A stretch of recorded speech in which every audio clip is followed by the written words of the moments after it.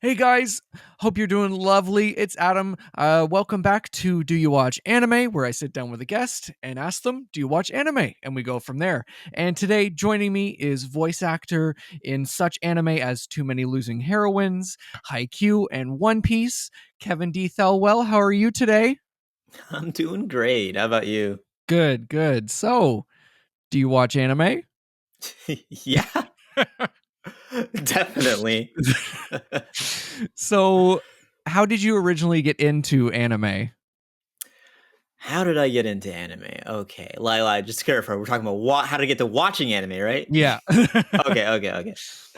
Yeah, the general gateways, watching like Transformers Armada online. I think that was on Cartoon Network back in the day. Hmm. That trilogy, Armada, Energon, Cybertron, obviously the Pokemon, Yu-Gi-Oh, Digimon, massive Digimon fan. I actually Okay. love Digimon.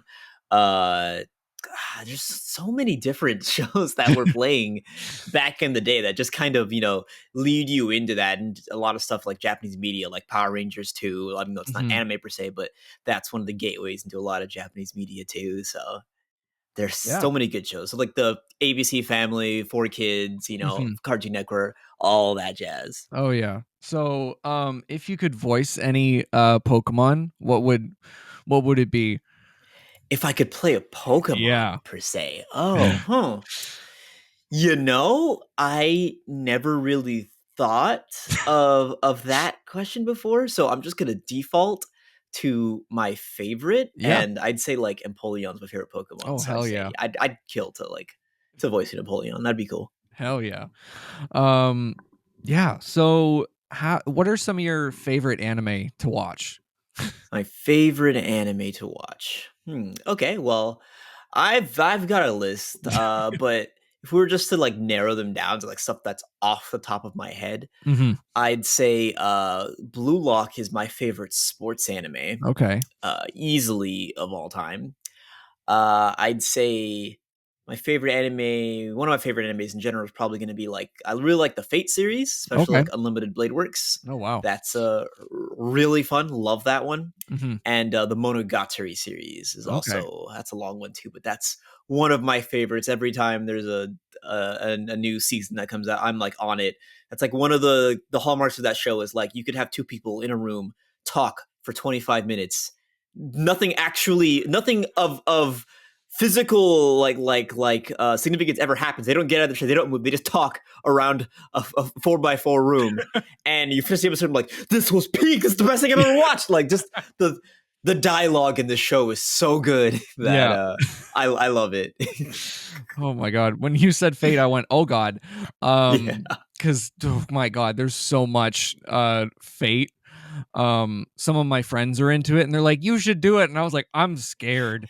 It's so good. No, I give it a chance. You can start with like Stay Night, or you Yeah. can. I started with Fate Zero because I was Mhm. dumb and I'm like, Netflix Fate Zero must be the beginning, and it technically was, but I did, Yeah. and I'm like, I don't understand half things going on, and then I watched like Stay Night after, and I'm like, even if I'm like, I understand things going on, but I realized if I watched Stay Night first, and I wouldn't understand half the stuff in that either, so I'd have to always go Mhm. back.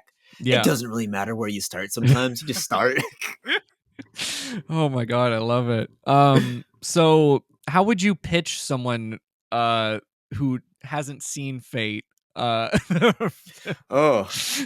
how would I mean, in the most basic terms, Magic Battle Royale, except everyone has a stand, and their stand is a historical figure.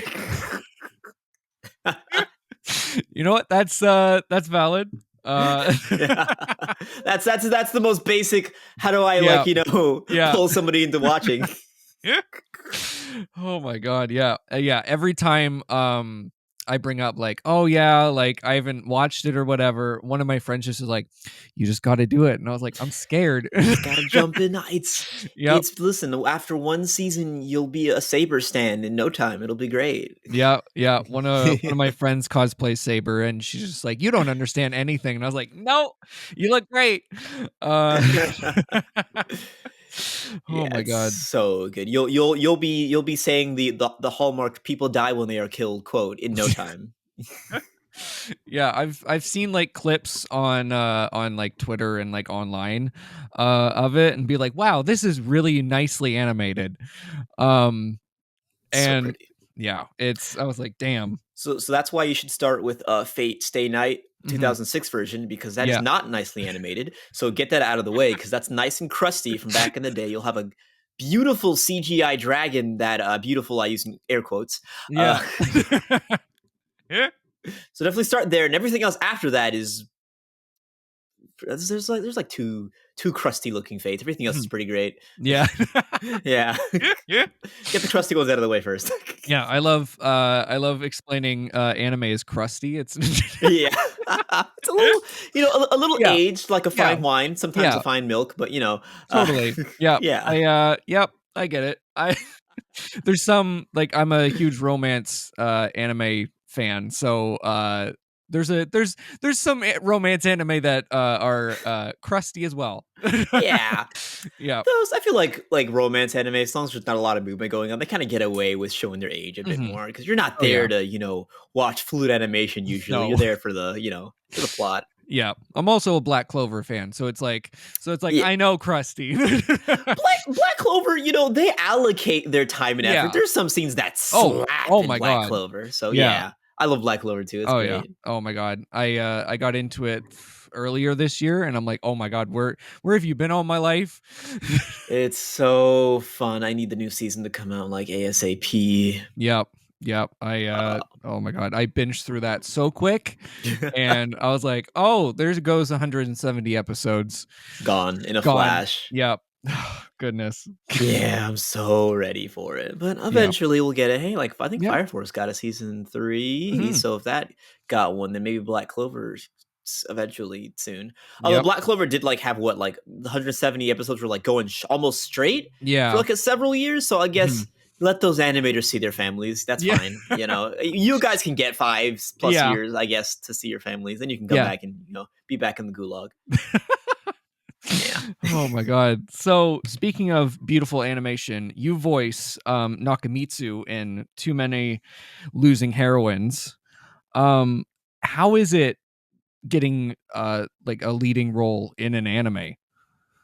It's really, really fun. There's a lot of talking, at least depending on the shows. I've been Mhm. fortunate where all of the shows that I've been the leads of have just my guys just talk a lot. Mhm. So Nukumizu was a really fun guy. I even read the first volume of the light novel, which is Okay. basically the entire. No, I think the first 3 volumes is the entire anime. So I've got a chunk of that version in book form, and Mhm. just seeing like Nukumizu's inner thoughts, stuff that just isn't in the anime, and have it like see it portrayed like in the show, like silently, is like just really fun. And Mhm. tried my best to kind of add a spin on Nukumizu that kind of matched a little bit of the energy that he had in the light novel to the animation and what the say you did, and it's really Yeah. fun. He's a relatable dude. Oh yeah. Yeah. I'm like, "Damn. How is it playing like kind of like a more grounded character to more of these eccentric eccentric characters?"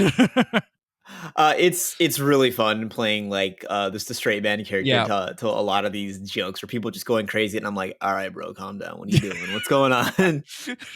Yeah, Oh my god. it's a good time when Mhm. it's kind of like a difference between a lot of the other shows, because I feel like I kind of play straight men in a lot of the other shows that I do, Mhm. but sometimes it's like with a twist. Like with the first show I was the lead of, girlfriend, Yeah. that one where like everyone's kind of stupid in that show, but Yeah. they pass around who has the brain cells. Yeah. So sometimes I'll be saying really out of pocket stuff, and then the next scene I'll be like, "Wait, I'm the sane one." It's really fun. Oh my Whereas god. Losing Heroines is just really pretty, Oh, and it's got a really good plot and good it stories about like does. romance and love and kind of coming out of your shell with things, and watching Nukumizu, become more of a person as Mhm. the show goes on is really nice, as he makes more friends, and every time he makes a new friend, he's like baffled. It's like, oh my god, I didn't think we were friends. And they're like, bro, we've been friends for months. What are you talking about? Oh, really? It's really Every time that happens, I'm like, "Oh, my sweet baby boy." yeah. Like He's like, oh no, ah, my heart. It's so He's so great. Yeah. Yeah. Yeah. I love the where it just it switches to like drama, and it just, oh my god, I love it. It's just so good. Um Yeah. and like, oh, it's so beautiful. It is like one of the most beautiful animes I've ever seen. Yeah, it did not need to go so hard on the animation, just make such a gorgeous show. Yeah. Yeah, like if it Like, comes out on I need like a Blu-ray release in America so I can like have that because that's gonna go on the shelf with my other things. It's really great. yeah, yeah. I was constantly blown away by like just some of the background scenes. I'm like, god damn. Like, you did not have to go this hard with a romance anime. Yeah, like some of the screenshots, especially when they're like going out and about in the show, Mhm. I I don't exactly know the method they used to animate it, but Mhm. they look almost photorealistic. Yeah. The backgrounds, and I'm like, whoa, that's like I'm just gonna stare at this for a while. Why does this look so cool? Yeah. Oh my Like, god. it's definitely sort of like next time I go back to Japan, I'm going to allocate a few days to just going and visiting some of the public spots that that show is based around, like the museums and all that. It's Yeah. very cool. Yeah. Yeah. I literally like I think at least once an episode I was like, holy shit, like Jesus, you didn't have to, this is insane. With the animation, like, oh my god. And like it feels like an anime movie. Like it has that kind of like Yeah. budget. Yeah. I saw was it Makoto Shinkai Hmm. apparently made a comment about it where it's like this looks like one of my movies, like Your Name or something like that. And I'm like, Yeah. that's yeah, but that's crazy. That's high praise that he said that about it. So Yeah. Yeah. it's Oh my god. phenomenal looking. Yeah. So yeah, I never get tired of looking at the backgrounds, the animation, in the most mundane things. So when they're goofy to when they're being more serious, it's just so pretty. Yeah. Or like, Yeah. Nuzumiku is like running after someone and I'm like, god damn, like, Yeah.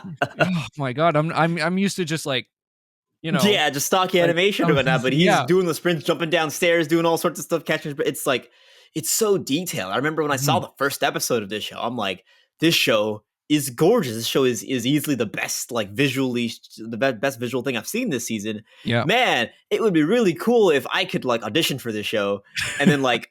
I kid you not, like not even like a few days after I watched the first episode, I got emails like, "Hey, do you want to be the main character in the show?" And I'm like, "No." I'm like, what? I was so I was so taken aback because I Yeah. didn't think like I had the opportunity to like be considered to be in that show. So it blew Mhm. my mind when I got to be the main character. It's great. Yeah. Oh my god. And like the whole cast is fantastic as well. Like, oh my god.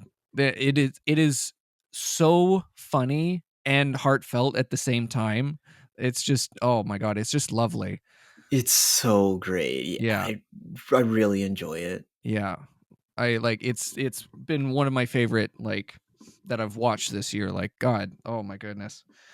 Yeah. Um god. So how was like your like reaction to getting cast in the show? I mean, like I said, I was really surprised that Mhm. that I got picked to be in the show because I was just at first like, hey, it'd be really cool if I could audition for it because I had just seen the show. I saw the show like late. I saw it like several days after the show actually aired. So Okay. I saw screenshots from the show. Oh, this show looks kind of good. I say it on Twitter, and I'm like, yeah, I'll go ahead and check it out. And I did, and I'm like, whoa, I've been sleeping on Peak. What's going on? This is great. And then I'm like, just like me for real, for Luke Beast is great, man. I hope I get to audition for him. Mhm. And like auditions are kind of scarce these days, so I'm like, the odds are low, but I would hope I get to audition. And then Mhm. like, look, I kid you not, a few days after I watched the first episode, I ended up like not even a week. It was like maybe 3 days, 4 days after I watched it. I got the email to be in it, and I'm just like, what? What? And like, I even had to like make sure. Maybe I'm crazy. Maybe I misread like what character this is. Let me Google it just to make sure. Nope, that's the guy. That's the dude. I'm Yep. like, ah. And it was it was crazy. Oh my That's god. the same way like I felt for like almost all the roles that I get. Like Mhm. even with like the first lead I did in Girlfriend when Yeah. I got the email for that because like I what you call it? had heard that there might be a dub for it at some point, and I had watched all of Girlfriend when it aired originally. And like, this show is dumb. This show is so fun. Yeah. It's so great. I would love to be in it. Mhm. And then I just got the email and day, hey, do you want to be the main character in the show? I'm like, my first lead, and it's the show that I already like. Hell yeah! I've already seen the whole show. Yeah, I'm into this, and I started reading the manga afterwards, and it was just, it's just so great. Damn. Yeah. That was like, that's actually one show that took me by surprise, because I was like, oh, girlfriend, okay, I hear you, anime, you know. And then I started watching and I was like, shit, this is really good. This is Yeah. really freaking good. How is it acting in a more comedic role in anime? You get to do, depending on the show, you get to have a lot of extra fun doing Yeah. things, because you know a lot of the jokes in the Japanese version of the show don't translate well. So like the script writer can take liberties and try to figure out how to make jokes land in English, Mhm. or if they just don't land at all, then you have to just make a new joke that still invokes the same exact feelings of what they were doing in the Japanese version. Mhm. So that's always fun when we get to see like the English version of the jokes on the scripts. Sometimes we just make up our own jokes to add in there. Mhm. So like there's like, especially like in Too Many Losing Heroin, there's like little tiny jokes Yeah. that we added in here or there. Like in the first episode where Yanami is talking about like, oh, the homewreckers versus the childhood friends and all that, and she's like lecturing him about it.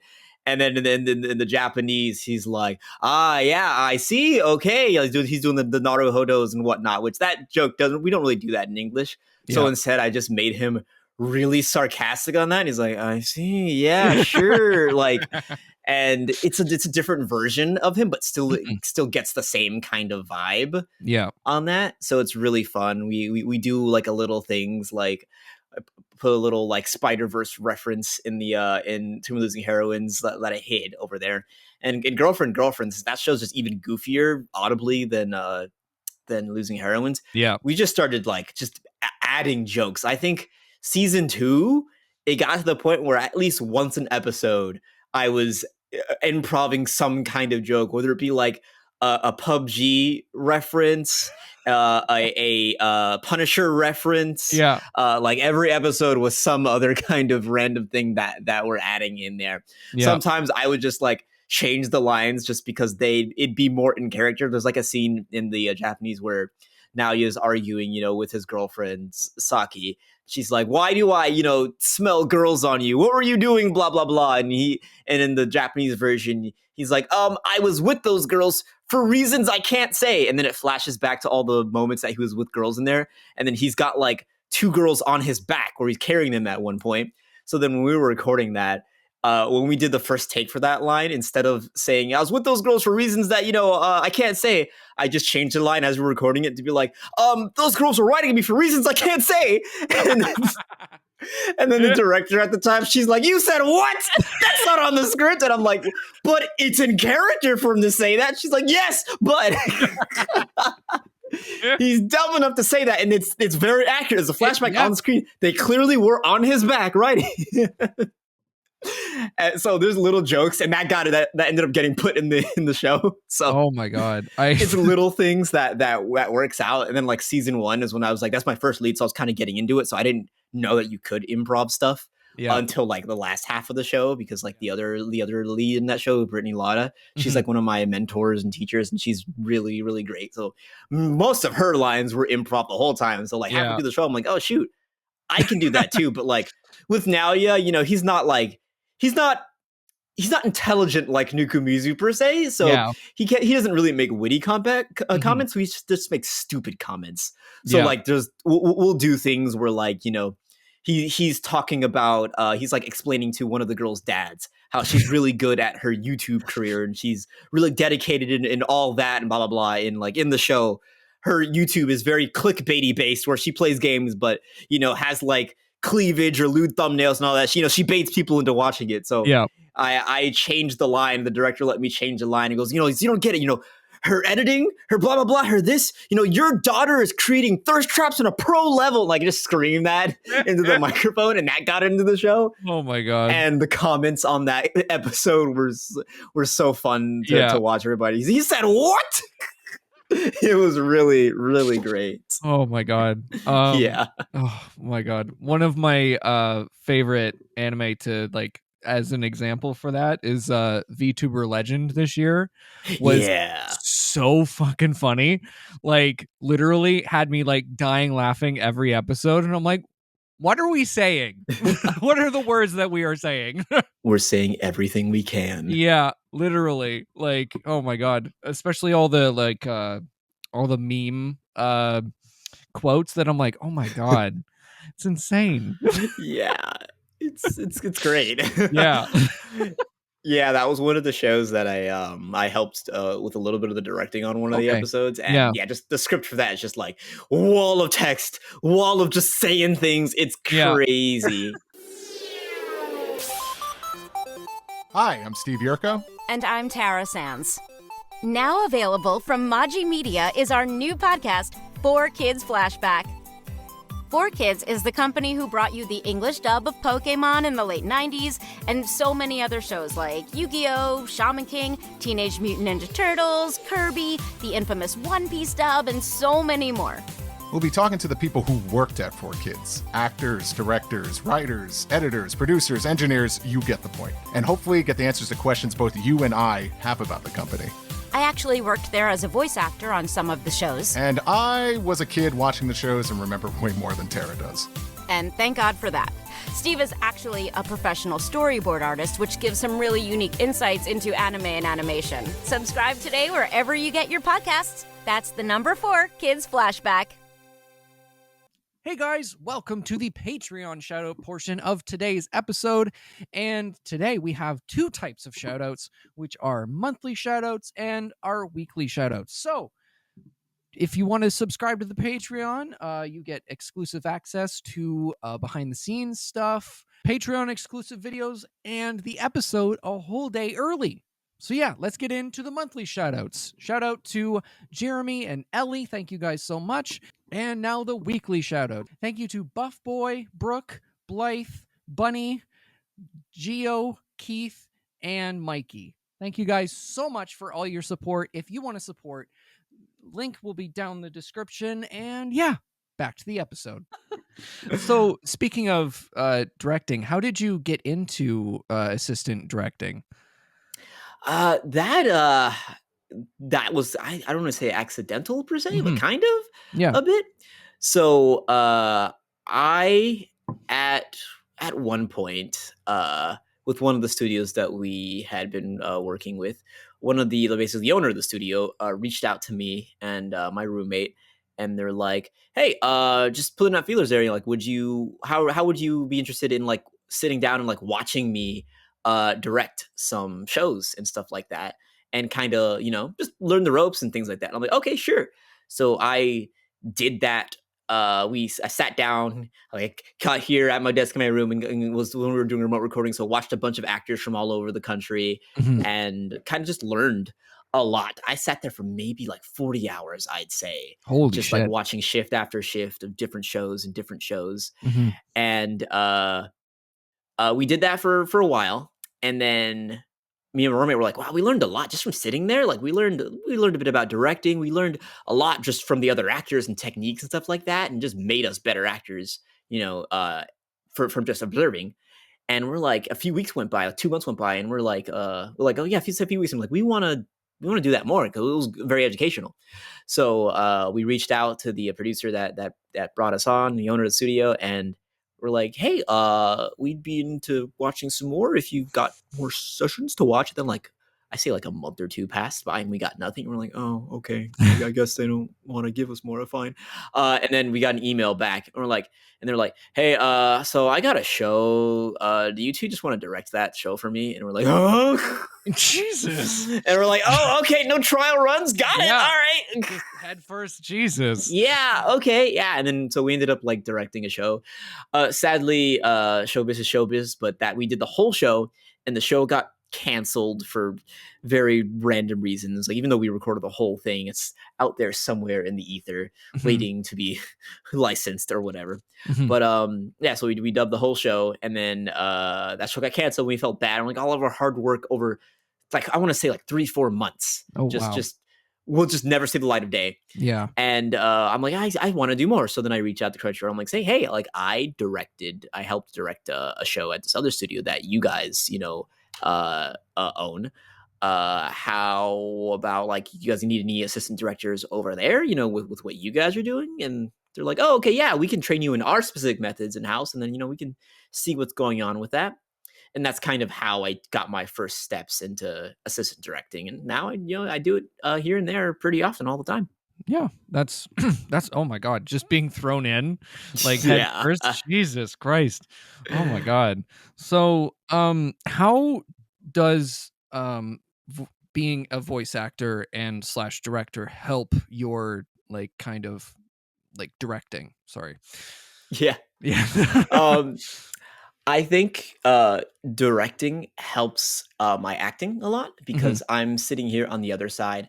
It really helps me not be in my head, because as an actor, you're like, oh man, am I doing a good job? Oh man, the director's quiet. I don't know if this or that, or they hate me, they this and blah, blah, blah. I'm a bad actor thinking bad. They're not saying anything. And when I'm in the director chair, I'm just like, man, I gotta send emails. Hold on, I gotta fill out this paperwork for a time card. Oh shoot! And then when I'm in the booth, I'm like, oh, they're not quiet because I'm doing anything bad. They're quiet because they're juggling 30 things at once, and they just forgot to unmute their microphone.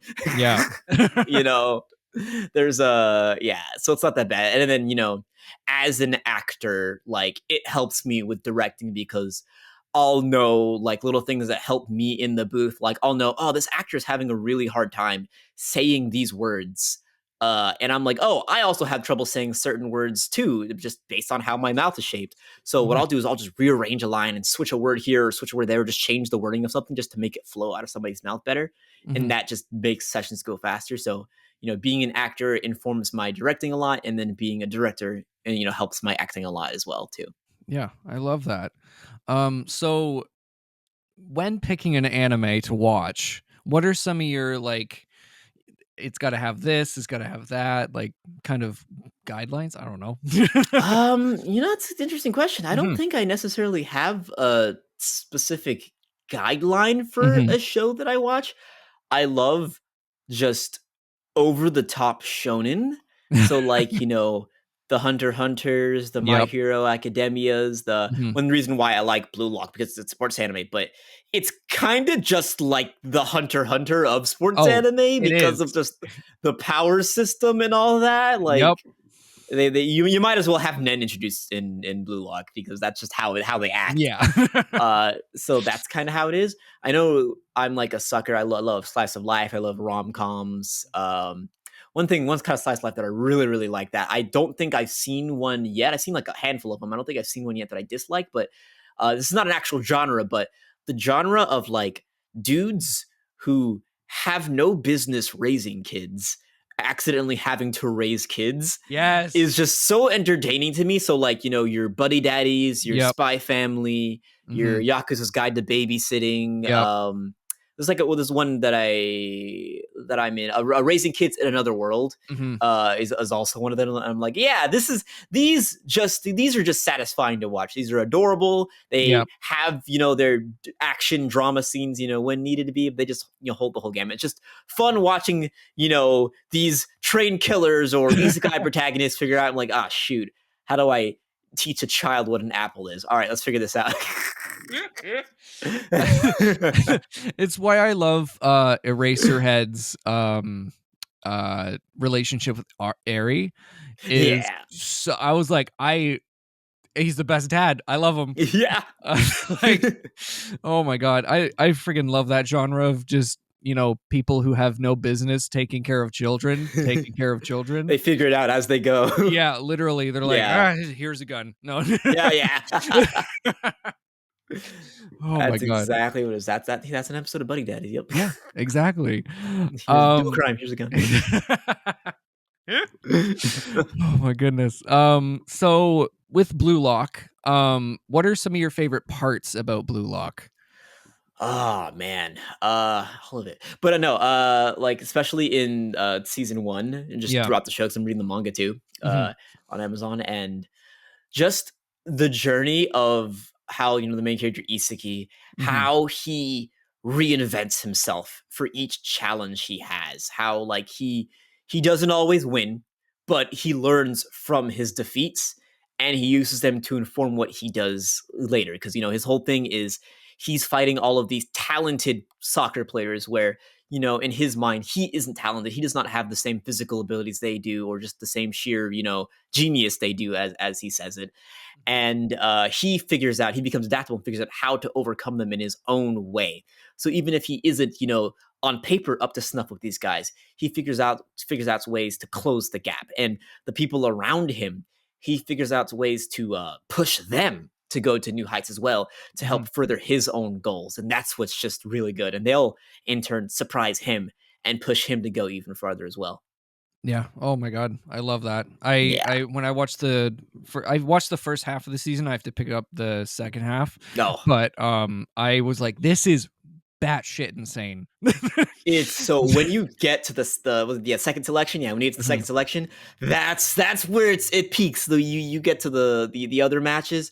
Oh, Isagi does some stuff in that one where you're like, oh, he's really him. He's really Yeah. coming into it. Yeah, and like as someone who didn't grow up liking sports, I love sports anime. Like, Mhm. Blue Lock, Haikyuu, like Skate the Infinity is so Yeah. good. Oh my god. I count that as sports anime. It's skateboarding. Close enough. Close enough. Yeah. Yep. Yeah. Yeah, I just love it. Just sports anime makes you just feel great.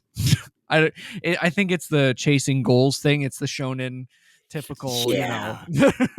Anytime Ego does a speech in Blue Lock, it's like Yeah. this is soccer specific, but this kind of just relates to life in general, and that's what kind of to hits. You can like Yeah. just find the stuff that applies to you personally in Blue Mhm. Lock, and that's what I really enjoy. Yeah, totally. I feel that in Haikyuu where I'm like, "Oh, I feel seen." Yeah, Um it's it's really good and really nice. Like, do you know like do you know like Aaron Dismuke's story with Blue Lock? No. Like so I was there for his session, so in the first half of Blue Lock, where Isagi convinces Shigiri to run for the first time in the show. Yeah. I was sitting in on that was one of the times I was kind of learning to direct, and I was learning to direct for Crunchyroll, so I was kind of sitting on some of the sessions, and I sat in on that session Oh, with wow. Aaron Dismuke doing Shigiri for that one. Yeah. And that was a very impactful session to watch, because Aaron hurt his voice really badly about a year or so before that show, Yes, yes, I and he remember couldn't that. act, couldn't talk Mhm. at all for a Yeah. while, and he had to be like voice matched in all of his roles. And Shigiri was actually the first role that he got after recovering off of that. So Wow. it was a time where he was trying to be very careful with his voice. All the directors were kind of trying to be very not push him too hard and all that. And Mhm. that episode was where Chigiri, decides to not worry about hurting his leg and just go full force. And that was also the episode where Aaron had to yell for the first time in a while Yeah. in that episode and kind of go full force on his voice, and kind of not be afraid to hurt himself again. Mhm.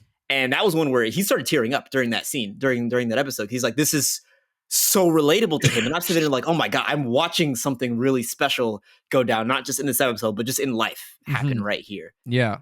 And that just makes the show even more special. Yeah. Oh my god. I love that. Oh, that is so sick. Yeah, Like, it was really crazy. Like, wow, I just so happened to be sitting on like just super impactful, super great session, because Aaron's been doing this for a long time. He's mhm. one of the legends. He's great and all that, and the fact that he gets to be in that awesome show, is playing such a good character like Chigiri, and Yeah. have a character that just he can identify with too, with their similar struggles. So yeah, Mhm. Yeah. that's great. Oh my god. I'm still like that's crazy. God Yeah. damn. Um, Does art imitate life, or does life imitate literally. art? Like, Yeah. yeah. Holy shit. Oh my god. Yeah, Rig had some god tier casting when it comes to putting Aaron on Chigiri. Yeah, Yeah, it was holy great. moly. That's crazy. So, you play Zeus in One Piece. How was getting cast in One Piece? Because holy shit. That was again another little interesting one where I've been doing like extras in One Piece for several years at that point here and there, and I just got an email like, hey, you got an hour or so in One Piece, go do that, and I'm like, cool, we'll do. And I did that from home. It was during the remote recording, so I went into my booth, did their stuff like, yeah, you'll do extras here, do a little extra giant, whatever, blah blah blah. And then the director at the time, Anthony Bowling, he's like, yeah, we'll put you on Zeus too. And I'm like, cool, yeah, sure. I assume this little extra character. Yeah, he does a couple lines. Yeah. And then I heard the voice in Japanese. I'm like, that's an old man voice. I can't do that. That's gonna sound weird coming out of me. I have baby boy voice syndrome, so I'm not doing that. So I just kind of did my own version where I kind of like did a parody of somebody I knew in high school, because I know like the way that dude laughed. He kind of laughs like choke. He laughs like kind of laugh, and then I just kind of adapted that laugh and made it a character on its own, where he just turned and goes, yes, mama. Like, I turned that into its own thing, and then he ended up liking it. And I did that. And I'm like, okay, cool. That was an extra, whatever. And I walked out of the booth, and then my other roommate at the time, he's like just playing games on his computer. And I walked by and he's like, hey, I was just session. I'm like, yeah, I was all right.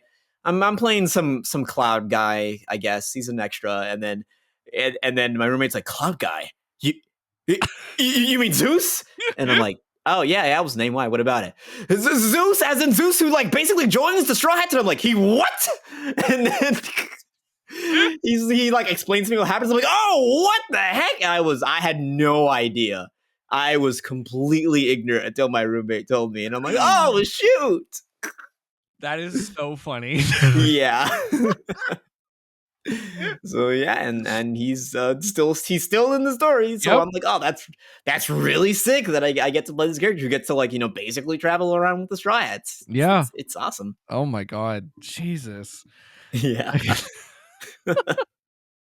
So yeah, a lot of fun little coincidences and stories of luck going on with that. Yeah, I love it. So how did you originally get into acting / voice acting? I did a lot of like little fun gameplay videos on YouTube. Had like a little hobby YouTube channel with some friends in high school, and then like had some ideas like, oh, we'll do like a little parody commercial for a game, and then like we're gonna pitch this real degenerate game as one for the whole family. Step right on, play yourself some Senran Kagura Estival versus. Call 1-800 Senran, something like that. And we're just having a good time. And this other YouTuber that I really liked, who wrote a book, was trying to have it animated. And he was like, hey, I'm going to like have open auditions in my community for this animation. And that way, give a little back to the community, have somebody like be a part of it. So I'm like, oh, well, I have a little fun with a microphone. I got a little blue snowball. I can figure that out, So I just did it for fun, just to see what would happen. And I ended up like getting a contract on that one. And then I saw them do the announcements for the actual cast. And the people casting it were actual professional actors in like LA and stuff like that, who were voice actors. I'm like, oh shoot. Like I got to be like in a project with people who are actually like real professionals. Like that's crazy. Wow. Maybe I should look into it. So I started taking classes online. I took some theater classes in my college. I, just kind of did whatever I could to kind of learn how that was. My best friend, cousin, was an actor as well. Like he's Alejandro Saab. Like we all went to the same high school, so he's like one of the upperclassmen who graduated like shortly after me. Shortly before me. So like I kind of had like the little embarrassed syndrome where I'm like, I don't want my BFF to know that I'm like trying to do this because they come out of copies, like his family and stuff like that. I can't have that happen. Yeah. So then like 2 months went by and I can't remember what happened in the conversation. My roommates, my buddy's like, hey, like what are you what have you been up to lately? I'm like, oh, just working on some stuff like an audition. And he's like an audition. What do you mean? Oh, I started like dabbling in like voice acting, and so then he's like, you what? And I'm like, oh no. And then he's like, hold on. And he like, this is like before Discord popped off, so he like opened up Skype, and he's like, I'm three-way calling you with my cousin right now. And I'm like, what?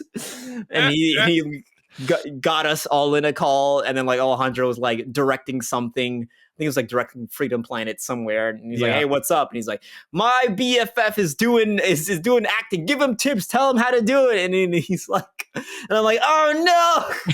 You're just like, "Oh God." Yeah, I didn't expect this. Oh yeah. So Alejandro gave me tips. He told me like what I would need to do if I wanted to be an anime. Like I would have to move to like New York, Texas, or LA, and all that. And I took time. I did my research and all that. And I decided if I'm going to go anywhere, it was going to be Texas because there's just more stuff to do in Texas and LA. And, in Texas, it costs less to breathe than LA does. True. So, yeah. True. Very true. So I decided to set my sights on that. I worked a bunch of different jobs to kind of save up money to move because I was living in Miami at the time. And I was very lucky to where I would do things like my mom works for an airline. So when I was younger, I could like fly for free based on like hitchhiking policies. Yeah. As long as there was an open seat, as long as I had an unsold seat. So like sometimes I'd have a friend who would like message me on Discord and they'll be like, "Hey, did you know that there's like a voice acting competition happening in Chicago? And the winner like gets to be in an anime." And I'm like, "What? When?" "Oh yeah, it starts tomorrow morning." I'm like, "I'll be there." And he's like, "What?" And I'm like, "I'll be there. Goodbye." I hang the phone and I'm like, "Mother, I need a plane ticket ASAP. First thing in the morning. I gotta be in Chicago." And she's like, "Okay." I hang up the phone. "Father, I won't be home tomorrow." And he's like, "What? Goodbye." And then I'll be like, "Shoot, I got to call out from work." And I'll text one of my classmates, "Hey, you got hired at my job recently. I need you to go to my boss tomorrow and tell him I'm going to be out of town for a few days." So I dropped everything, got a hotel, flew like this basically almost within 24 hours, just immediately go to the airport, get on a plane, fly over Chicago. I did that 2 years in a row. And both years in a row, did the competition, got like into the finals, didn't get picked. But I tried to make myself known, introduce myself to like the casting directors and people who were at the convention, met some friends there who all turned to be really cool. And then like fast forward later in the future, like when remote recording was a thing, I ended up emailing the studio that was holding those open auditions and be like, "Hey, totally love to work with you guys." And then they'd be like, "Oh yeah, I remember you from the competitions. Yeah, sure." And I ended up getting getting to work with them on some stuff like Pokemon and like the mobile game and stuff like that. Yeah, which is awesome. But I basically just worked really hard to like go to all the acting competitions, take as many classes as possible. I flew to Texas for like once a week for like 4 weeks to do a voice acting class. So the people were like, it's like, "Yeah, I drove 30 minutes here to get to the studio." Like, "Oh, I drove an hour." Someone's like, "Oh, I drove 4 hours from Houston." And I'm like, "Oh, I flew in from Miami this morning actually to go in there. I worked a morning shift today, and then got on a plane right after, went to the airport immediately after that, came here doing the class, and then in the morning I'm gonna fly back out so that way I can do my night shift tomorrow at work." And they're like, "You what?" "Yeah, I'm gonna do rinse and repeat, do the same thing for another 3 weeks after the class." They're like, "You what?" And I'm like, "That's expensive." I'm like, "No, I don't have to pay for like Uber and food and hotel because I don't have to fly." They're like, "What?" So, I took advantage of everything I could. And just to get my way up there. And like I had been in like a Discord server for like a Twitch streamer at the time, still in that server, but like and I always talk in chat like how I'm like, "Hey, I'm trying to move to Texas, trying to do all that stuff. Like I'm working like 3 jobs, I'm trying to get everything done." And one guy's like, "Oh, you're trying to move to Texas? Well, what are you doing?" "I live in Texas, live around the area that you're trying to get into. Hey, if you want, you can apply for my job, and if you get the job, I'll wreck you. If you get the job, then you can just like sleep on my couch for like 3 months and save up money for your own apartment." And I'm like, "Against all of my internet stranger danger policies, I'll take you up on that offer." So I flew over there, did a job interview randomly like 1 week, and got the job. Ended up driving, the 21-hour trip from Florida to Texas. Stopped in Orlando with my dad and whatnot for a time for New Orleans to hang out with them for a bit. And then I went there. Moved in, stayed on that couch for 3 months. I'm like, "I'm not a freeloader. I'll pay the half your rent for, the first 3 months, just to make sure I'm not taking advantage of you." Yeah. And then afterwards, I got enough money, saved up, and I'm like, "Hey, I'll move out of your apartment now. I already talked to the leasing office. I can get my own apartment soon, so I'll be out of here shortly." And he's like, hold on. "I kind of like you paying half my rent. how about we just upgrade to a 2-bedroom? And I'm like, bet, sure, yeah, that works. And then we did that, and that worked out. And then eventually, like in one of my classes, I had like a little alumni karaoke party at an arcade. So I went there, and me and another dude bonded over how much we hate Twitter.com. I'm like, yeah, I want to move closer to like the studios. So like, I want to be closer to like Louisville or something like that, or like, DFW in general, or somewhere Dallas. Mhm. And the guy's like, hey, what a quinkadink. I have a place in DFW that like I just got that I'm trying to find roommates for. He's like, you want to move with me? And I'm like, how would you come? Like, yeah, we got a 2-story house. And I'm like, bet, let's go. Upgraded from apartment Yeah. to a house. And then I've been there the whole time. Been chilling. And then how I got into like anime proper was just me taking a bunch of different workshops. I took workshops back to back, different directors, different studios, just trying to figure out like who do I need to kind of impress or figure out how to, what email do I do? Because I had already emailed studios and just no responses and all that. Because they got a bunch of people trying to get in.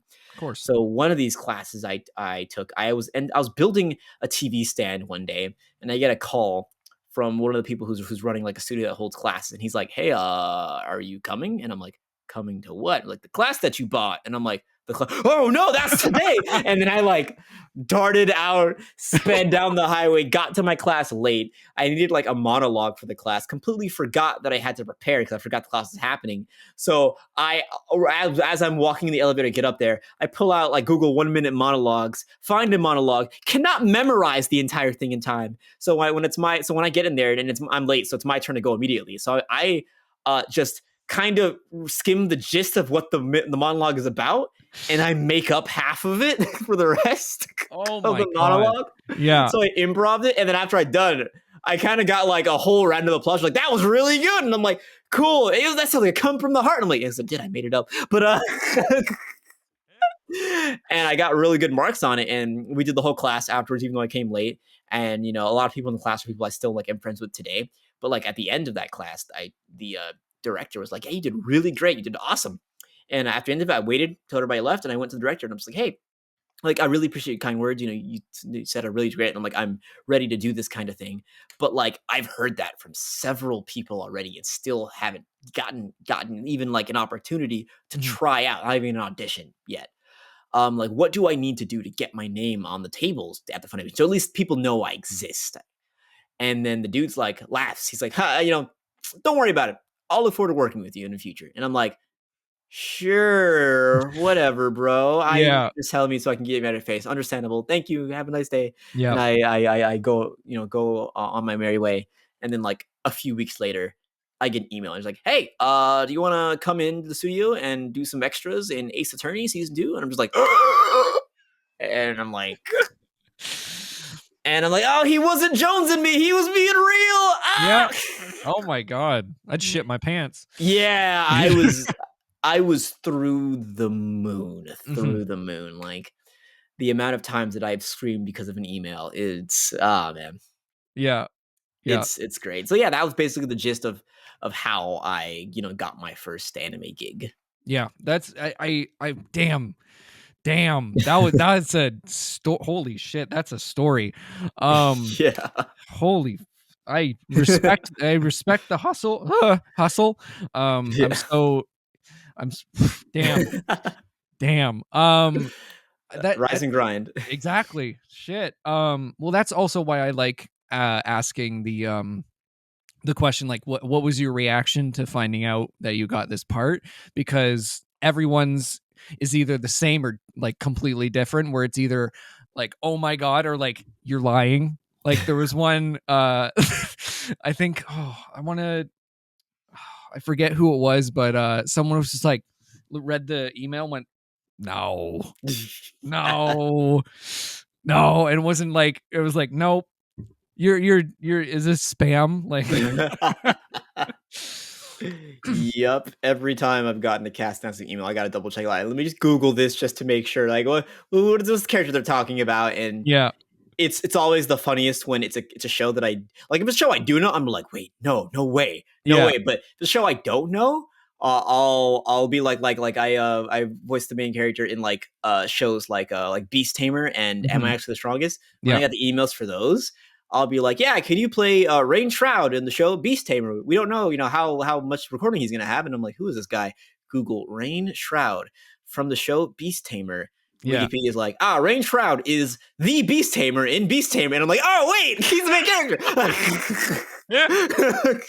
Oh my god. And Yeah. I'm like, I made a joke like one of the shows that I was the main character in is the Ice Blade Sorcerer Shall Rule the World, Yeah. and I got the auditions for that like a week or two in like the last few episodes of me recording Beast Tamer, and I saw this show and I'm like, I really like the concept of the show. It's really cool, and it very much kind of reminds me of Fate in a little way, and like a lot of aesthetics I really like. And I'm like, I really want to book this. And I made a joke where I'm like, I told a friend, I'm like, listen, if I book Iceblade Sorcerer like John Iceblade himself, I'm gonna scream.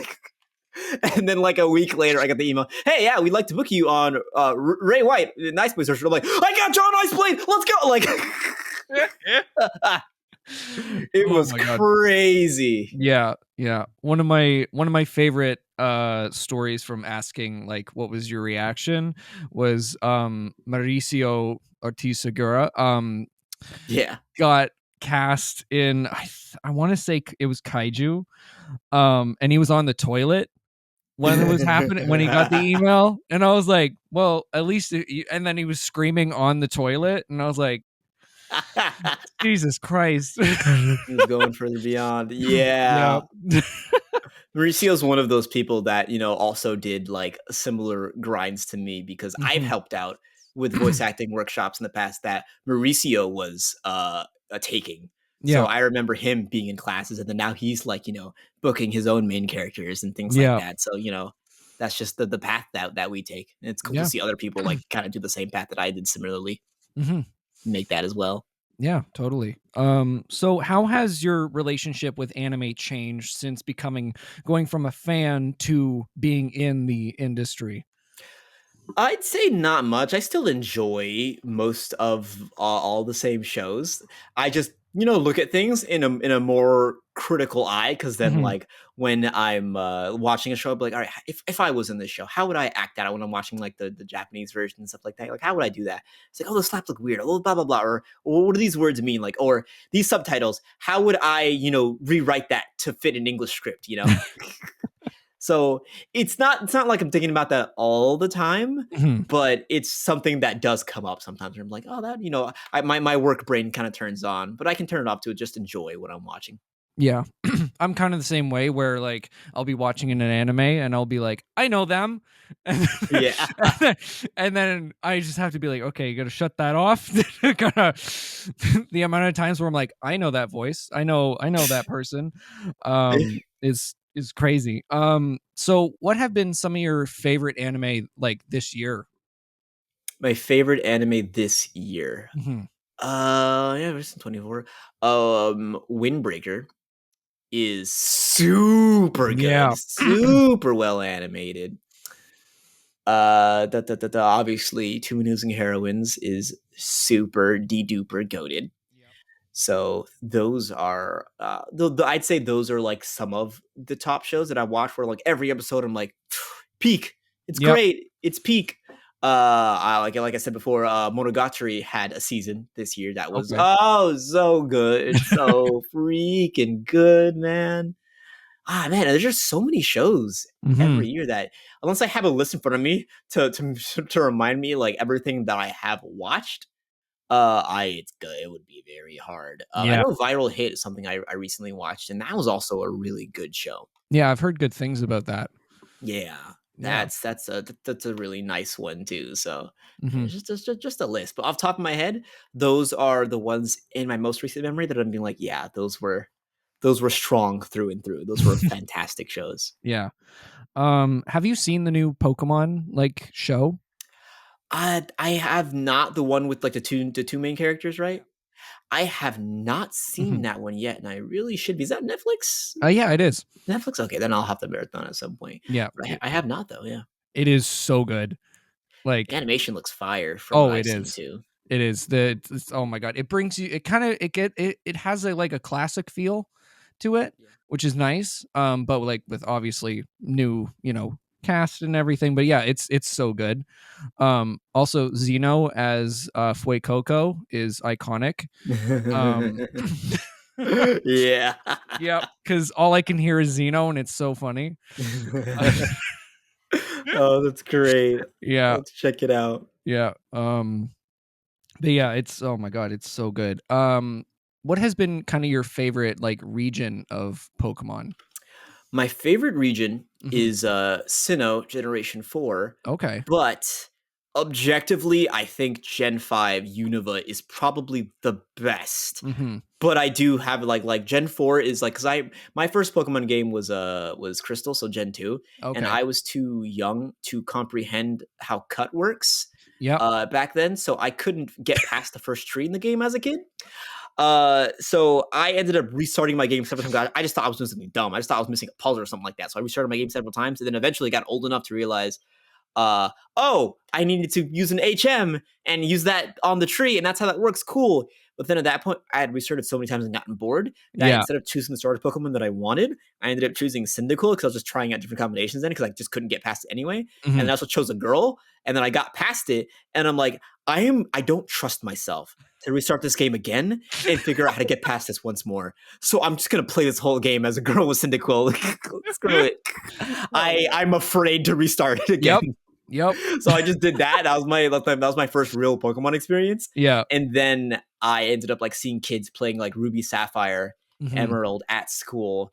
Ended up getting Sapphire and really liking that because like water Pokemon are my favorites. So I'm like, oh my god, this cartridge is blue. There's a water legendary. This is crazy. Because I played Crystal and legendary, main legendary quote unquote, and that was like Yeah. Suicune. So I'm like, Suicune's water, he's great, blah blah blah. And there's like a whole ocean in Hoenn, that's great. But then the ones where I was like fully cognizant playing those games and fully understanding how things worked and battling and whatnot was Mhm. Diamond and Pearl. And that's Okay. when I got really, that was like before we got games at the same time as Japan. Yeah. So it was like they would get a game a year before us. So I would be online Wikipedia looking at Pokemon. He goes, oh yeah, that's Pochama. And then like a year later, I'm like, oh, that's Piplup. Like I would learn about these Pokemon before they come out. So I would know them by their Japanese names before I would know their English names and stuff Mhm. like that. So I just really loved it. Like Empoleon's my favorite Pokemon of all time. So Because good. I got Piplup such an impressionable, age. I was like 9 or 10 or something like that. So Yeah. it was great. So I have the most nostalgia. It was the most immersive experience I had in Gen 4 because I was just really young and really into it that day. And just the partly 3D parts of Deep Diamond and Pearl, which is great and just amazing, and the story and the music, the Cynthia's battles, and everything was great. It was so I just remember like I was in Jamaica visiting family under like a mosquito net in bed, battling the Elite Four, trying to beat them the first time, and just the amount of heart pumping, like, I need to win, just like almost screaming at like 2 a.m, trying to beat them on my DS was just crazy.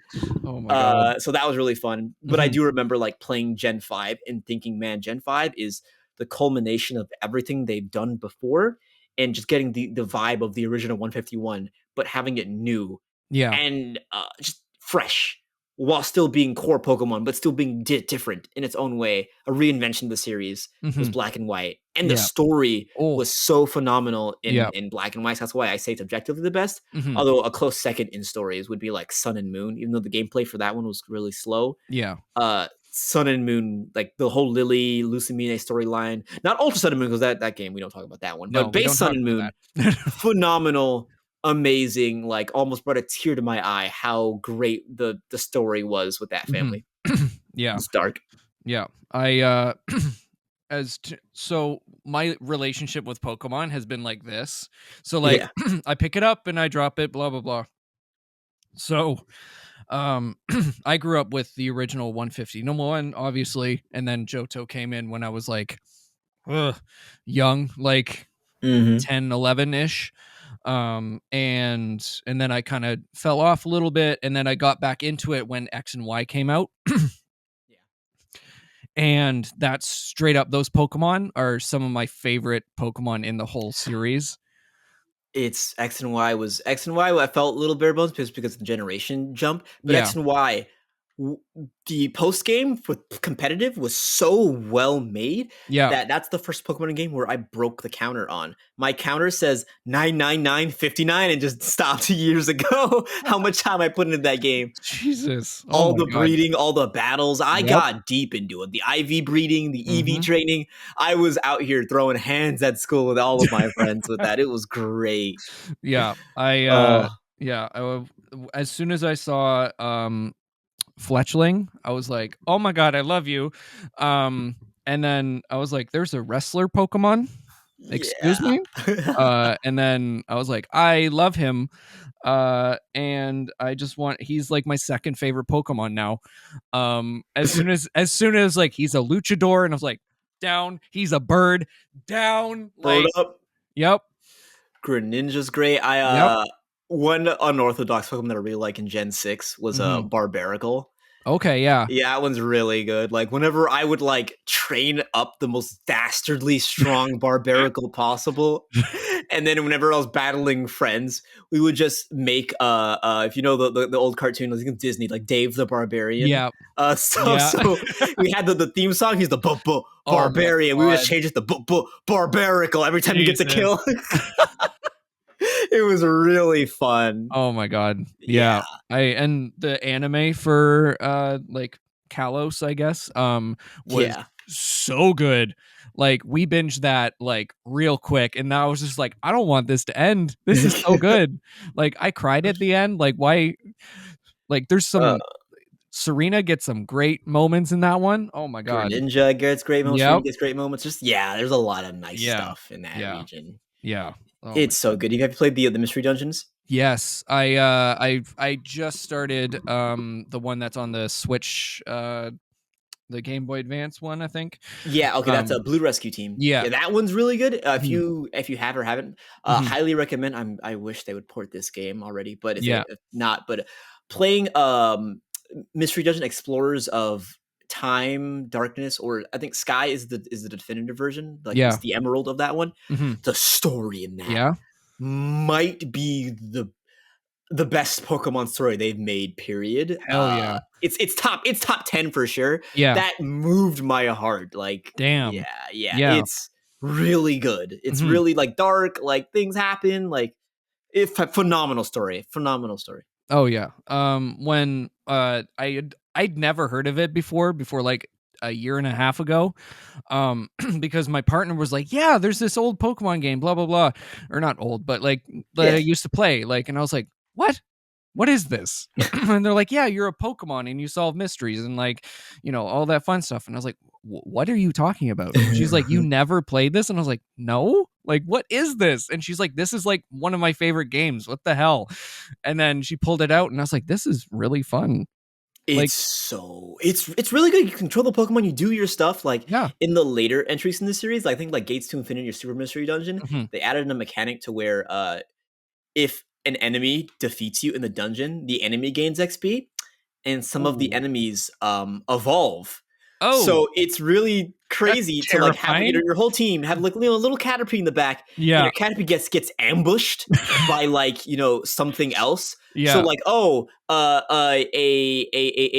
what you call it, a Gabite walks up to your Caterpie and one shot. You're like, oh no, Caterpie, my poor baby. And then Gabite evolves to a Garchomp. You're like, wait, no. Yeah. Jesus. And then Garchomp starts, it starts snatching Yeah. souls from the rest of your team. You're like, I'm cooked, bro. Oh my god, that's terrifying. It's so funny.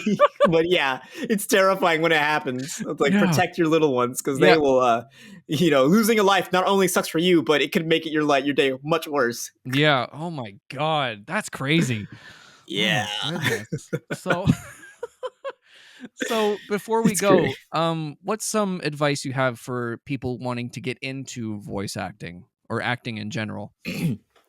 Definitely learn the acting basics. Mhm. Take your local theater classes.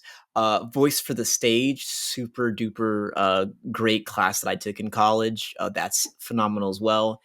Just taking workshops in general just to kind of get the feel of how you feel about the industry, and then auditioning for like indie projects, whether it be like fan projects or just indie games or indie stuff, whether it's paid or unpaid. Really sit down and do the work and figure out, do you actually want to do this? Because I wasn't for sure that I wanted to be an actor until I worked on a project that had me recording for basically, I was just, they're like, hey, here's a list of lines to record. And I basically like condensed it all into one day. And I spent about 8 hours recording, and I was sweating when I was done. And I'm like, that was very difficult. That was hard work, but also I really enjoyed that work. So, I can do this every day. I can do this 40 hours a week and be happy. Yeah. Yeah. I love that. And so who were some of the voice actors that inspired you when getting into the industry? Ah, man. So things that I kind of looked for when I was one thing that kind of helped me decide was when I was starting to get into voiceover and figuring out if I want to do anime or whatnot. I thought, I'm like, man, there isn't really like a lot of like black actors in there, so I'm like, I kind of wanted to be one of the one of the first that kind of got into anime, because I could count on one hand how many there were, because there was like Gabe Kunda, Danny Chambers, Randy Aguilar, Ray Hurd, and then maybe one or two others who just weren't around as much as those. Mm-hmm. So I'm like, I want to be like, I want to be among their peerage. And it's gotten to the point where like I've been, directed by some of them. I have directed most of them. Like Mhm. it's I've come full circle. I know other people that are like very inspire me, are people that are like have like similar voice types to me that have been really growing. I'm like, hey, like sometimes I think, oh, my voice type is, I have a higher voice. And a lot of the anime dudes sound like, they're in 30s when they're 15. Yeah. So I'm like, I don't know if I sound right for this. And then I see, oh, there's people like Justin Briner, there's people Mhm. like, Bryson Bogus and all that, Yeah. who I've watched their shows before I actually got into acting myself. And I'm like, yeah, I can do this. They can do it, then I can do it too. And they're, part of the inspiration. Mhm. Yeah, I love that. Thank you so much for coming on. Yeah. Where can the lovely people find you? Yeah. My socials are the best place to find me. I'm at Kevin D Thelwell on basically everything you can think of. So like Instagram at Kevin D Thelwell, Blue Sky at KevinDThelwell.com is my Blue Sky, but I'll just type in Kevin D Thelwell. You should be able to find me pretty easily. Yeah. And then same is my Twitter, although being real, I'm kind of scaling down my Twitter usage just because Twitter's kind of evil. I'm only really using that for slight replies or casting announcements. I'm really mostly spending all my time on Blue Sky, because Blue Sky's nice. It does the brain It good. is. It is so nice. It's good for your mental health. It is. It's been Yeah. so nice so far. Like, goddamn. Yeah, Like, it's so great. Blue Sky is so nice. yeah, it's just been so calm and like, Yeah. I yeah, don't just open it and be like, oh, I hate the world. yeah. It's It is so a clearer sky. Like yeah. as the name implies, it just makes it feel like maybe there is hope in the world. Maybe there are good people in the world. Literally. Oh my god. But yeah, Yeah. go follow him. I am Corky Cosplays on Instagram, Adam Corky everywhere else. Subscribe to the Patreon. You get episodes a day early and all behind the scenes exclusives. And yeah, I'll see you guys next week. Bye bye.